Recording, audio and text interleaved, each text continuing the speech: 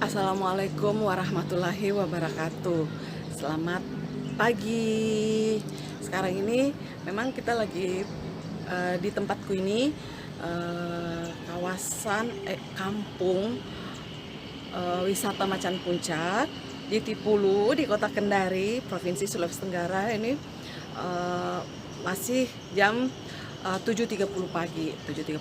Nah, ini teman-teman, Bapak Ibu bisa melihat di belakangku ini adalah latar belakang Teluk Kendari. Nah, Teluk Kendari ini salah satu ikon Kota Kendari. Jadi ini seperti kolam raksasa ya, kolam besar. Sedikit mundur ke belakang, dulu pada zaman Belanda, zaman Jepang, ini menjadi salah satu pelabuhan terbesar. Bukan salah satu sih ya, memang yang terbesar pada zaman Belanda dan pada zaman Jepang. Ini di sini pelabuhannya di sana tepatnya, di sekarang namanya Kota Lama di sana. Itulah juga mengapa ditemukan beberapa bom di dasar teluk. Tapi beberapa tahun lalu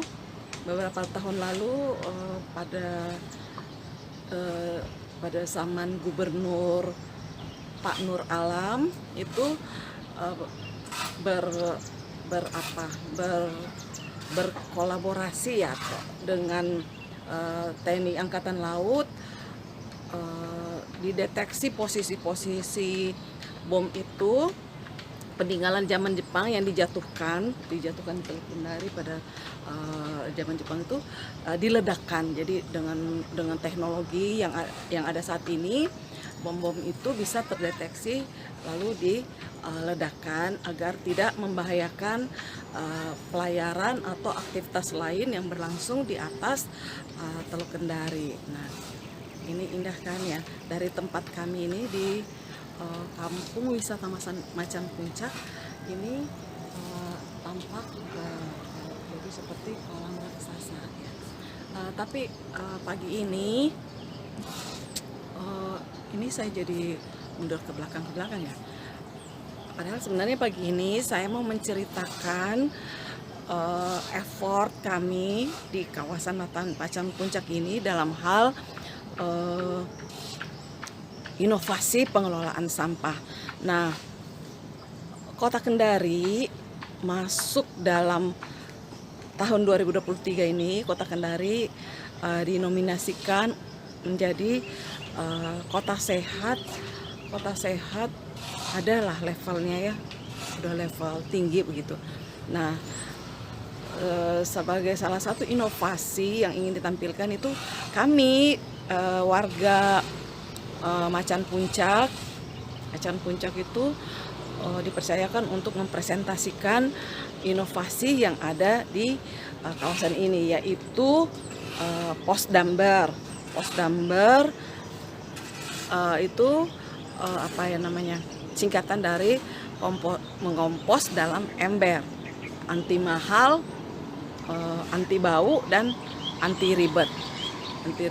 Nah, ini didasarkan pada pengalaman kami bahwa beberapa keengganan melakukan pengomposan itu terjadi karena dianggap komposternya itu mahal, tidak terjangkau. Kemudian mungkin ada yang mencoba menggunakan beberapa metode mengompos atau media atau peralatan mengompos, ternyata menghasilkan bau yang mengganggu, busuk, penyengat atau apa, menghasilkan bau yang mengganggu. Nah, dan seterusnya juga ribet. Keengganan melakukan pengomposan juga itu karena menganggap wah ini aktivitas yang ribet. Nah, sehingga enggan melakukan pengomposan. Nah, kami di Macan Puncak ini, kawasan Macan Puncak ini melakukan inovasi mengatasi hal-hal tersebut. Jadi anti mahal karena kita bisa menggunakan ember. Kita bisa menggunakan wadah ember tanpa beli sekalipun bisa. Misalnya ember bekas cat, ember bekas cor-coran, ember untuk mengangkat material cor-coran, apapun ya, bekas enggak apa-apa.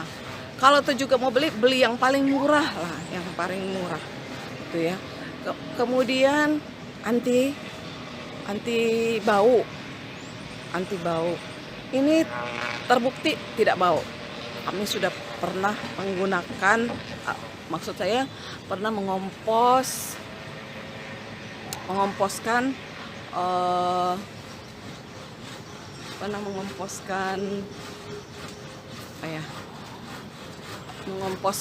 kulit udang, pernah mengomposkan ikan, jadi ikan itu dibersihkan, kepalanya itu dibuang, isi perutnya itu dibuang kan ya, kita tidak olah itu. Nah itu dimasukkan ke komposter, itu ternyata terbukti tidak bau ya. Jadi itu anti bau. Kemudian anti ribet, mulai dari pembuatan komposternya cuman di lubang-lubang bawahnya, cuman itu saja, nggak ada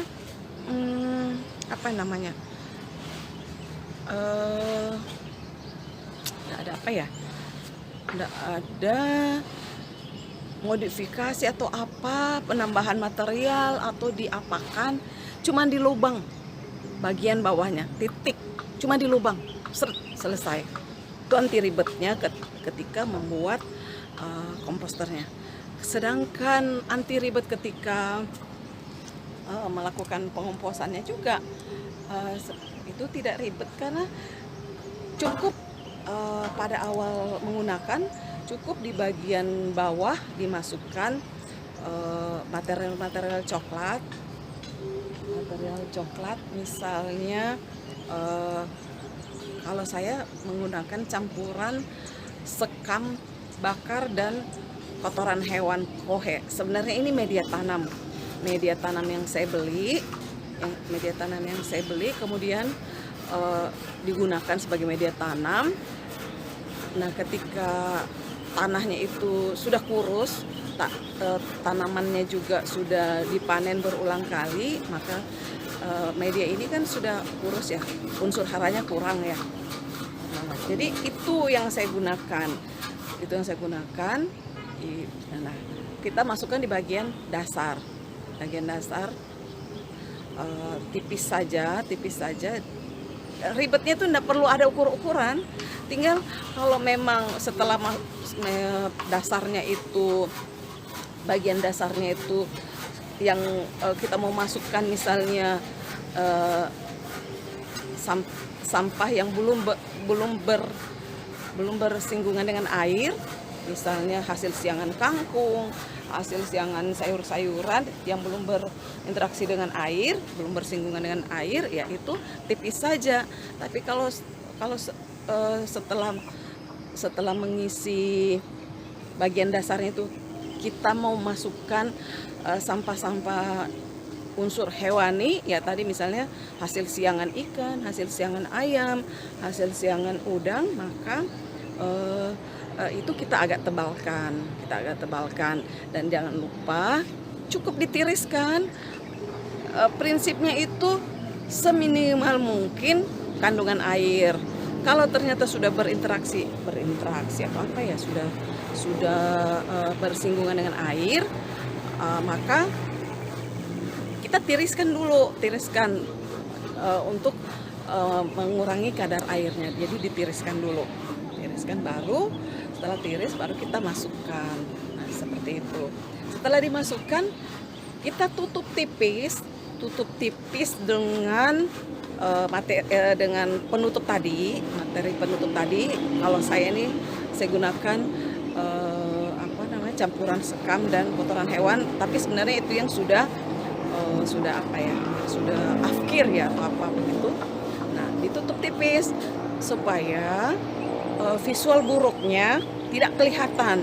Kan ketika terjadi fermentasi, pembusukan, penguraian sampah-sampah itu biasanya muncul visual buruk, kayak becek-becek, bahkan yang parah itu kadang-kadang muncul ulat. Kalau bahasa sekarang itu maggot ya. Ulat sama maggot sebenarnya tidak selalu sama. Walaupun untuk orang awam kadang-kadang menyamakan. Nah, antara maggot dengan ulat, walaupun tidak sepenuhnya atau tidak selamanya sama. Nah, penutupan ini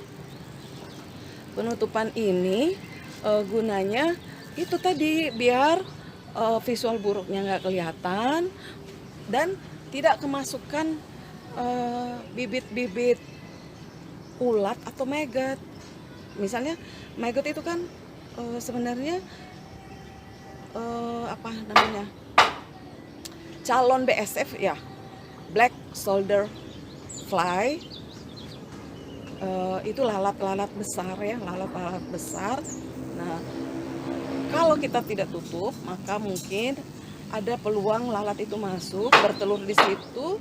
Nah, maka lahirlah maggot itu. Nah, kalau kita melakukan penutupan, itu tidak terjadi. Maka sebenarnya fungsi ini maggot ini sebenarnya mempercepat sebenarnya ya. Justru baik sebenarnya, mempercepat penguraian sampah. Cuman untuk sebagian lebih mempercepat, sangat cepat. Tapi untuk sebagian orang ini meresahkan ya, bikin jijik atau geli ya. Sudah ditutup. Ini 3 ya, menghindari visual buruk, kemudian bau biar nggak keluar, juga mencegah terbentuknya ulat-ulat atau maggot-maggot tersebut, sehingga prosesnya hanya mengandalkan dari mikroorganisme, benar-benar mikroorganisme, yaitu bakteri, kapang, jamur, dan seterusnya, seperti itu ya. Ini yang dibilang anti bau dan anti ribet. Anti ribetnya tuh bagaimana kalau kita tidak punya sekam bakar, kohe. Ini jangan jadi penghalang untuk melakukan pengomposan. Gunakan yang ada. Itu kita bisa menggunakan kompos. Jadi Bapak Ibu, teman-teman, anak-anakku sekalian yang sudah pernah melakukan pengomposan atau bisa membeli kompos, itu bisa jadi tanah penutup. Jangan khawatir, ini kita nggak rugi. Justru komposnya itu akan lebih diperkaya lagi unsur haranya, gizi yang dibutuhkan oleh tanaman. Jadi nggak rugi, nggak hilang. Pada saatnya kompos itu sampah-sampah telah terkomposkan, maka komposnya itu bisa kita gunakan dan itu menjadi kandungan unsur haranya menjadi lebih banyak, lebih baik, lebih kaya, seperti itu. Jadi bisa menggunakan kompos, baik kompos yang kita hasilkan atau kompos yang dibeli, atau juga bisa menggunakan tanah sekitar. Kalau misalnya kita tinggal di daerah pinggiran kota, biasanya tanah sekitarnya itu masih banyak tersedia, bisa menggunakan tanah-tanah sekitar. Nah, juga bisa menggunakan misalnya daun-daun kering, unsur coklat ya, daun-daun kering, serasa mungkin lebih dikremes-kremes biar lebih kecil ukurannya. Nah, itu juga bisa digunakan. Apa saja yang tersedia di sekitar kita. Jadi ini yang dibilang anti ribet ya. Anti ribet, apa saja yang tersedia, dan biasanya ini hanya sebagai starter awal. Selanjutnya ini berlaku circular ekonomi. Artinya setelah sampah kita berubah menjadi komposnya kita gunakan sebagai pupuk, kita aplikasikan pada tanaman sayuran, tanaman buah, terutama yang di dalam pot-pot ya, wadah-wadah seperti itu. Pada saatnya nanti ketika tanaman kita, misalnya terutama sayuran, itu katakanlah sudah dipanen berkali-kali dan harus di replanting atau menanam ulang, membibit ulang. Nah, berarti kan unsur haranya atau unsur hara kandungan dalam kompos itu sudah berkurang karena diserap tanaman. Nah, itu bisa kita gunakan lagi untuk melakukan pengomposan dalam rangka memperkaya kandungan gizinya. Begitu teman-teman. Nah, ini kebanyakan cerita ya Pak. Saya mau ceritakan bahwa inovasi ini yang kami beri nama Postdamber, komposter dalam ember, itu diamanahi oleh pemerintah Kota Kendari untuk dipresentasikan kepada tim verifikator penilaian kota sehat seperti itu teman-teman. Nah, untuk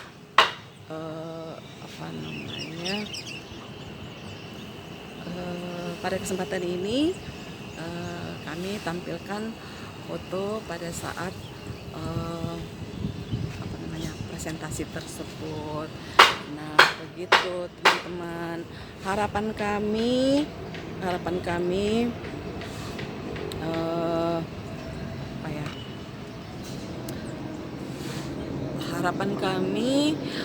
lebih banyak orang mau melakukan pengomposan, karena dengan melakukan pengomposan sebenarnya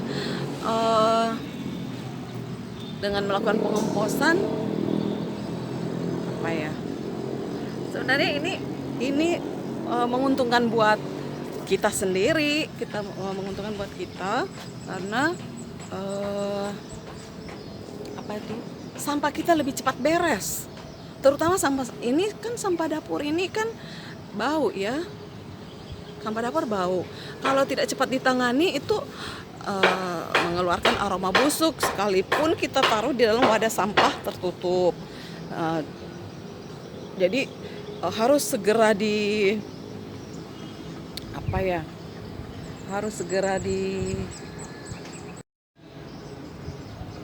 jadi sampah dapur itu harus segera